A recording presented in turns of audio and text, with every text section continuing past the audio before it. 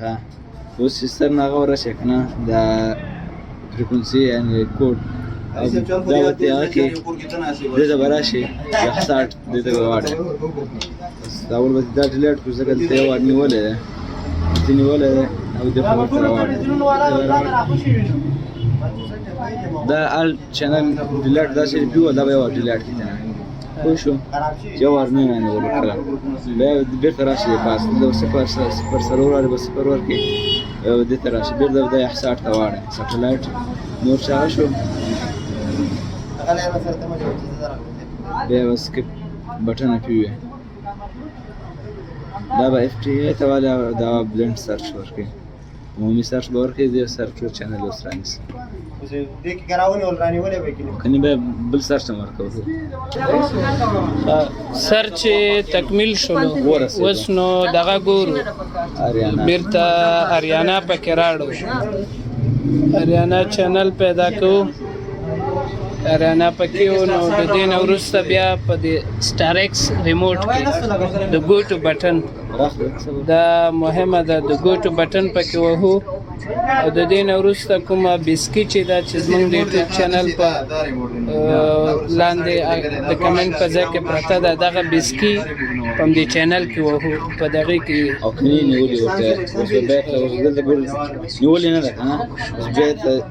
ډایرکټ هغې صرف سرچ ورکوو لکه هماغه هغه نه دی بعض وختونه داسې کېږي چې وی نه نیسي په عمومي سرچ کې نو دلته به بیرته یوازې دغه اریانا تلویزیون کومه فریکونسي چې ده نه وي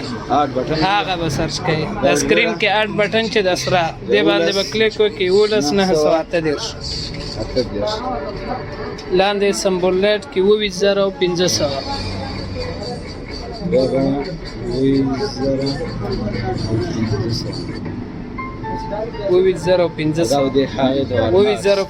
نه شو 25000 دی کې 25015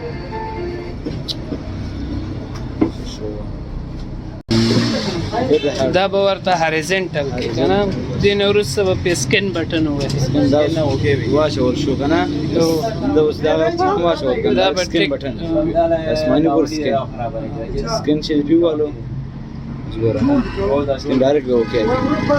ډایرکټ راخلي یوازې کوم اریانا اړوند چې کوم د فریکونسۍ کې تلویزیونونه دي چینلونه دي هغه پیدا کوي نو اوس بیا ګورو چې اریانا یې نیولی دی که نه یې دی دغه ځای کې سرچ کوو ای ورکوو چې تر هغې موږ ته اریانا چېرته چې یا کوم چینلونه چې په ای باندې شروع شوي هغه ټول به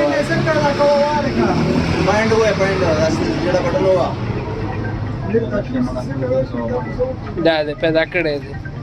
اریانا اوس دلته یوازې په ریموټ کې د ګوټو بټن وهو دا به خو اوس ګوره دلته یو دغه بسکي ده 1 2 3 4 5 شپږ 9 سی دی ورپسې اووه داسې نه وران شو دا سی بیا اووه اته 9 0 اے بی ڈبل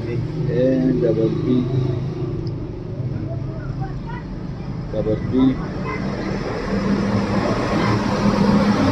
اخره کې 3 اوکې کو بی 0 ګوره اریانا تلویزیون یې ورو تیار پکې راشد دلو به د راشد فکر کوم وکټ هم اخڅه مار کړم آوټ کې طریقه وا د سټاریکس دغه 100% انشاءالله حقیقي طریقه ده چې په دې سره تاسو کولی شئ خپل چینلونه سم کړئ.